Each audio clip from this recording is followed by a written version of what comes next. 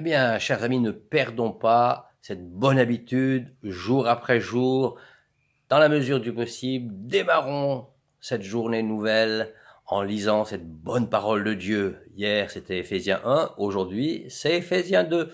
Allons continuer dans cette lecture et découvrir la pensée que l'apôtre Paul communique pour chacun de nous aujourd'hui. Aujourd'hui, c'est le jour où il nous parle encore. Et il va commencer vous aussi. Vous avez expérimenté cette puissante vivifiante de Dieu. Oh là là. Vous étiez spirituellement morts à cause de vos fautes et de vos péchés. Lorsque vous vous laissiez emporter par quoi? Emporter par le courant de ce monde. Autrefois, toute votre manière de vivre et votre comportement étaient modelés par les habitudes de ce monde. En fait, vous obéissiez à Satan qui règne en maître sur l'atmosphère spirituelle que nous respirons et qui influence la mentalité ambiante. Vous viviez dans la dépendance des esprits mauvais qui accomplissaient leurs œuvres en vous, comme ils le font encore en ceux qui refusent d'entrer dans le plan de Dieu. Notre comportement à nous tous nous était dicté par nos instincts et nos passions. Nous nous laissions aveuglément gouverner par les impulsions de notre être naturel. Tout ce que désiraient nos pensées, notre imagination corrompue, nous l'exécutions. Car nous étions comme obligés de céder à tous les caprices de notre nature humaine et de nos sens. Aussi étions-nous par nature l'objet de la colère de Dieu comme tout le reste du monde.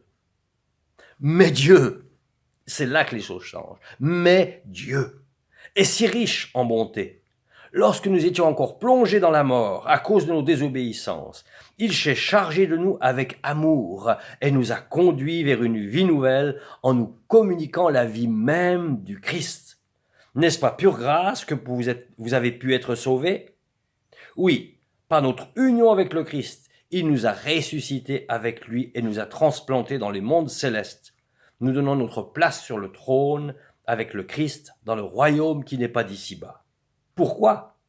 Afin de démontrer pour tous les âges à venir l'extraordinaire richesse de sa grâce par la bonté qui nous a témoigné en Jésus-Christ. Ah, mes amis, ça c'est une excellente bonne nouvelle. Alléluia.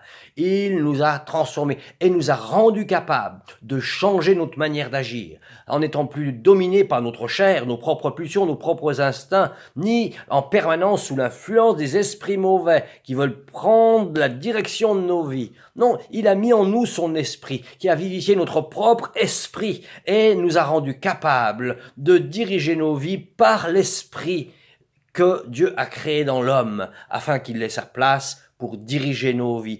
Qu'aujourd'hui l'Esprit dirige ma vie, qu'aujourd'hui l'Esprit dirige ta vie, mon ami, mon frère, ma sœur, et vraiment qu'en ce jour, sous la direction du Saint-Esprit, ton esprit puisse t'entraîner dans les voies extraordinaires qu'il a pour toi. Et sache une chose, ces esprits mauvais qui avaient autorité dans le passé, eh bien, en Christ, ils n'ont plus aucun droit, ils ont été vaincus, ils ont été exposés publiquement en spectacle, comme on le lira plus tard. Finissez la lecture de ce chapitre 2 et que Dieu vous bénisse au long de ce jour. Bonne journée, à demain.